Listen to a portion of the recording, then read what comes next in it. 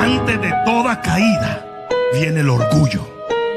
Cuando usted no admite sus errores, usted cae. Y si no lo admite cuando está en el piso, no se levanta. 6 de la mañana suena el despertador. Sin decir más nada le doy gracias al Señor por un día de vida, por ser Él mi Salvador. Que cuide de mi hijo, que nos regale su amor. Es tan increíble lo que siente el corazón cuando se va la rabia, la ira y el dolor. La paz que tú querías la lleva por dentro y todo lo demás ya se lo lleva el viento.